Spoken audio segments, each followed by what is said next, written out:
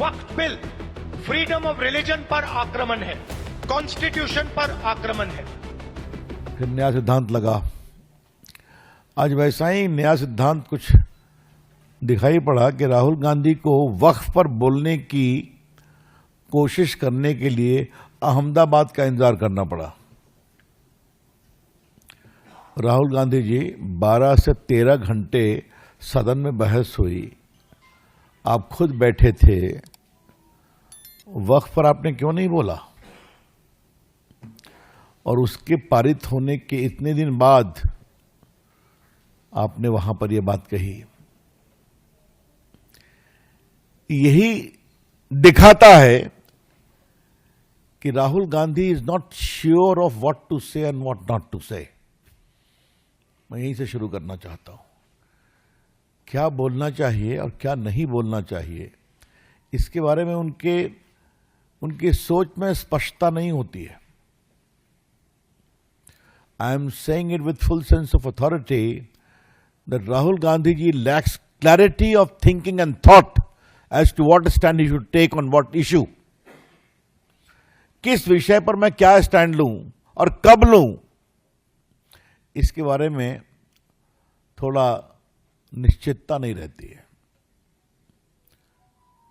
चूंकि उन्होंने वक्फ पर कहा है असंवैधानिक है, तो सदन में हम लोगों ने विस्तार से बताया था पूरा संवैधानिक है। लेकिन राहुल गांधी के टिप्पणी के जवाब में मुझे उनसे 3 सवाल करने हैं। राहुल गांधी जी ये बताइए कि वक्फ की जो 8 लाख से अधिक संपत्ति है, इस पर कोई अस्पताल, स्कूल, अनाथालय,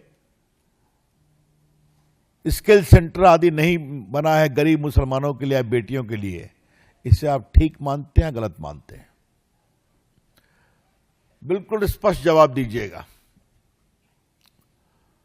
राहुल गांधी जी, मुझे आपसे दूसरा सवाल पूछना है कि अगर मुस्लिम समाज की जो बेवा हैं, बहनें हैं, खवातीन हैं, विधवा हैं, उनकी तरक्की के लिए वक्फ में सुधार हो रहा है, तो आपको परेशानी है क्या? राहुल गांधी जी साफ साफ बताइएगा। और तीसरा, आजकल आपको ओबीसी का चिट किसी ने पकड़ा दिया है।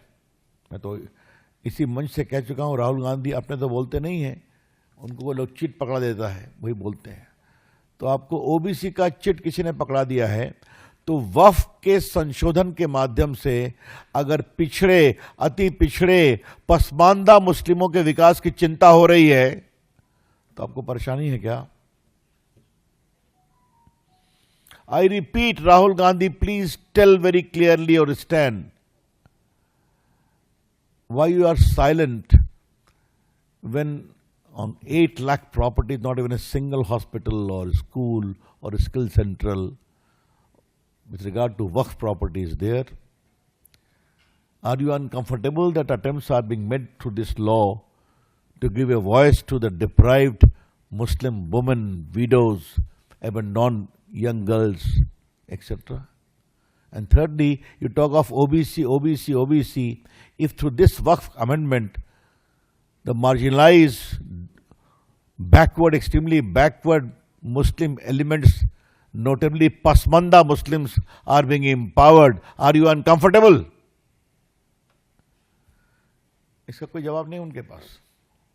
इसीलिए वक्फ के बारे में उनका सारा स्टैंड बिलेटेड है। उनको बताया गया कि आपने कुछ नहीं बोला, कुछ बोल दीजिए, तो बस परफॉर्मा में बोल दिया उन्होंने, असंवैधानिक है। लेकिन जो कोर इश्यू है वक्फ के संशोधन का, उस पर उन्होंने कुछ नहीं बोला।